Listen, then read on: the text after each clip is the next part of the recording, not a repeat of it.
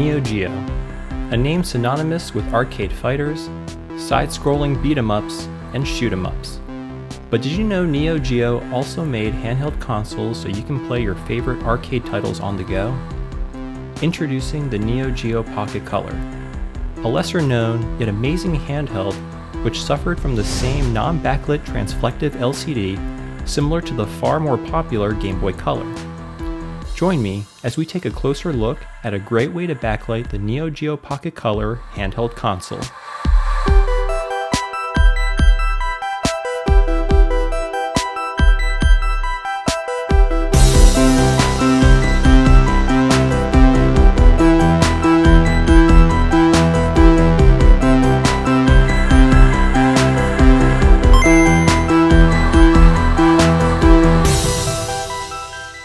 Hi everyone, my name is Tito and welcome to another episode of Retro Renew.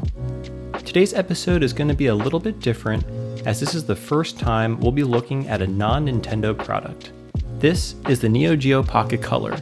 It was introduced in the US in August of 1999. Much like the Game Boy Color, the screen is not backlit and it relies on an external light source. In an attempt to outshine the formidable Game Boy Color, the Neo Geo Pocket Color boasted a 16-bit processor and had some interesting functionality such as an internal clock, calendar, and alarm, all of which were reliant on a CR2032 coin battery. Its best feature, however, was the clicky control stick in place of a traditional D-pad. It feels great, it's extremely accurate, it's great for fighting games, and provides an almost arcade-like experience. Regardless of these great features, the Neo Geo Pocket Color was short-lived and was eventually discontinued in June of 2000, just a little over a year after its release. So, back to the Neo Geo's LCD display. Here today we have a small kit from Console5, which replaces the 2.7-inch reflective LCD with a 2.2-inch modern backlit LCD panel. While we do lose some screen real estate by installing this kit, I definitely think it is a worthy trade-off to have a backlit LCD. This panel is very similar, if not the same LCD that a lot of the Game Boy Color kits use. So let's see what's included in this kit. Opening the package, we see a 3D printed bracket. This is primarily used to properly center the LCD into the console and also has a nice slit on the top for the ribbon cable to pass through during installation. Next is the custom glass screen lens. This lens has a smaller window designed to hide the white bezels of the new small backlit LCD screen. This is really great, and I wish more kits came with an accompanying glass screen lens, especially if the new LCD is a different size, as is the case with this one, as well as many of the other Game Boy Color kits. And here is the custom PCB to convert the Neo Geo Pocket Color signal to be displayable on the new LCD with a custom ribbon cable already attached. This is very similar to the PCB found on other kits, and I wouldn't be surprised if they are the same, just programmed differently to accommodate this specific console. And this is an additional item which I believe is a controller to adjust the brightness of the LCD, but I don't think I'll be using it for this install. Also, it appears the PCB already has one pre-installed. And lastly, we have the color LCD screen itself. Again, this is very similar to a lot of the LCDs used on many backlit kits for the Game Boy Color, and comes in at about 2.2 inches in size. So what I really like about Console5 is that their kits for the most part seem to be a complete solution. The inclusion of a small screen lens which hides the small LCD's bezel, as well as a custom 3D printed bracket to center the LCD in the Neo Geo Pocket Color is a nice touch that really makes this mod look like it came from the factory. Alright, so in this video I'm going to show you how to complete this mod, going through all the required steps needed, followed by a price breakdown, and lastly an overview of the final result and my overall opinion of this build. So let's just jump right in. To do this mod you will need the following items. Please feel free to pause the screen so you can take note of them.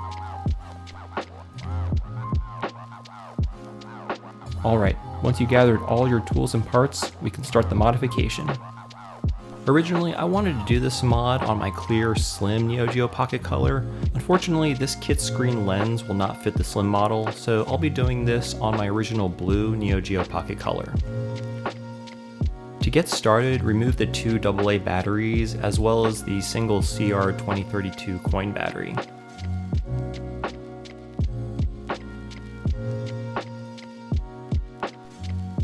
Now we can proceed to removing the 5 Phillips screws as well as the single tri-wing screw in the bottom left part of the console. Let's start with the Phillips.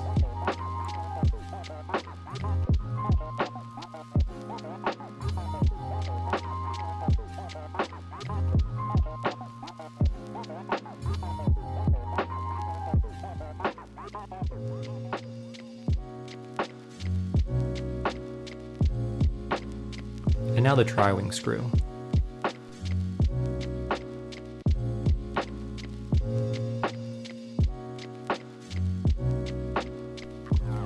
Separate the rear shell housing from the front and set it aside.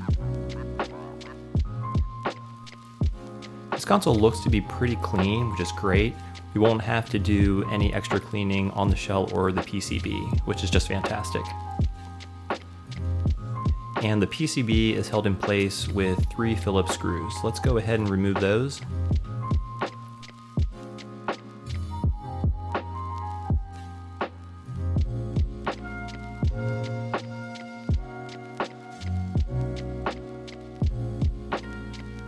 We'll also need to remove the joystick cover.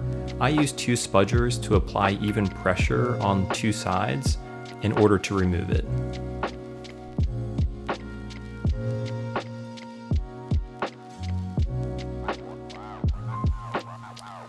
The last thing holding the motherboard in place is the speaker.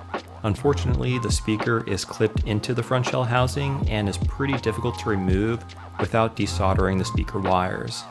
So we're just going to go ahead and desolder both the speaker wires from the motherboard.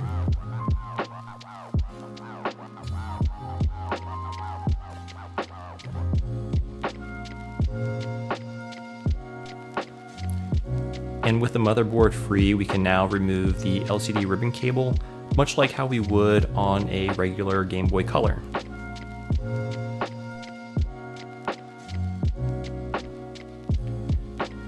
So now remove all the buttons and membranes from the console.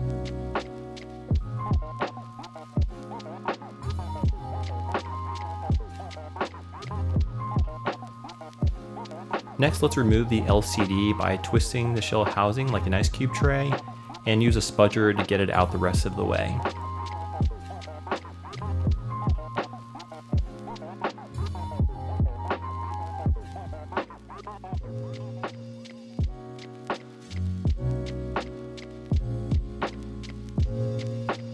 Now let's remove the screen lens by exerting some outward pressure applied with our thumbs. It should come out pretty easily, and don't be afraid to break anything.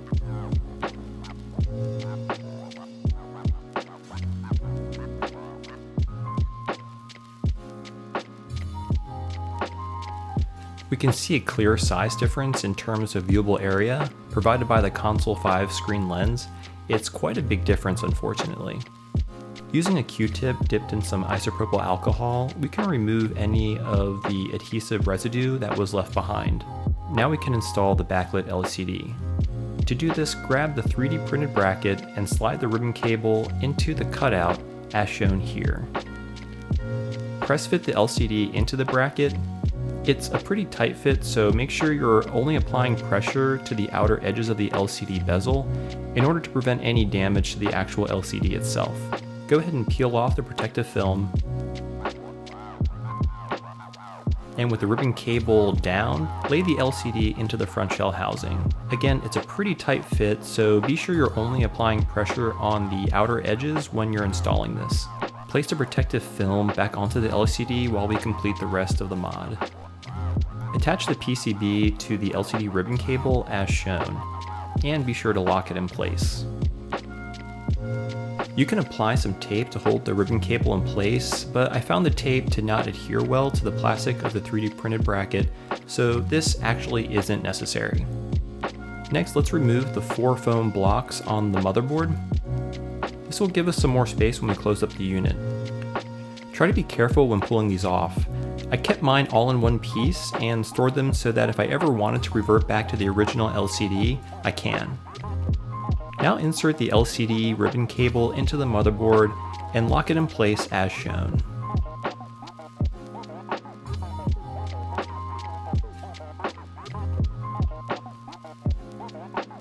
Carefully put all the buttons and membranes back in place.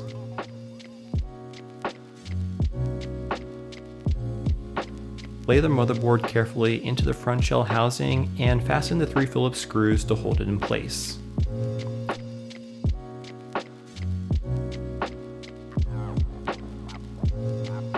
You'll notice that the motherboard is slightly bulging in the center due to the increased thickness of the LCD kit. It should be okay, just be sure not to over tighten these screws. And now solder the speaker wires back to the motherboard.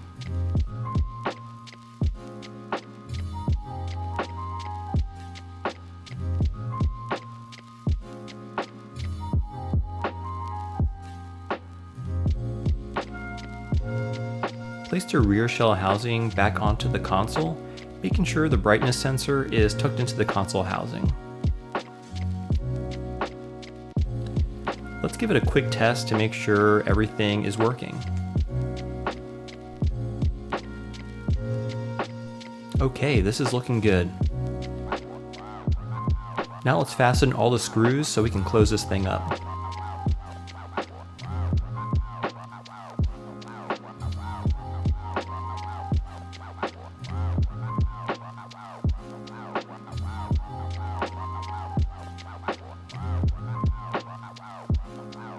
Let's chuck some batteries back in.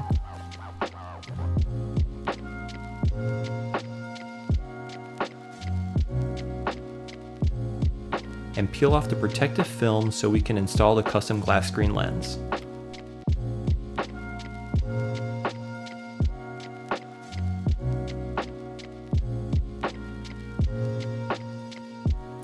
And of course, the most satisfying part of the install.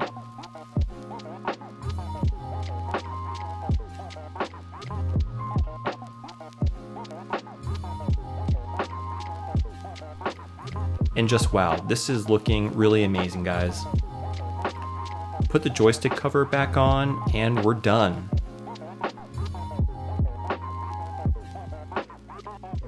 And here's a little bit of some Metal Slug gameplay. I'm very happy with the way this mod came out. It's really nice to be able to make these consoles backlit. It improves the usability and generally improves the overall gaming experience. Much like many of the Game Boy backlit options, however, we lose a bit of the screen real estate, but the pros really do outweigh the cons. One thing to note, this kit is a bit thicker than the original non-backlit LCD, causing the shell to bulge a little near the center of the console. This isn't too big of an issue, and isn't too noticeable, but just want you all to be aware of this. Another nice feature is a dimming touch sensor. I was a bit apprehensive at first about how well it would work, but to my surprise, it actually works quite well. And because the screen is transflective, you can turn the backlight off and play it using an external light source. I bought this kit from the Console5 website. I'll have a link to the kit in the description below. It costs around $50, not including shipping. Like I mentioned before, I think Console5's offering of this kit is really great. It includes everything you need out of the box to give you a professional, refined end result. So this is one of the easiest kits I've installed on this channel. No soldering is required except to remove the speaker. I think it's really great how accessible these kits are becoming, and I think they'll only improve as time goes on. So I'm curious to hear what you guys think. Leave a comment below and let me know. And if you enjoyed this video, consider subscribing to the channel, and as always, see you next time.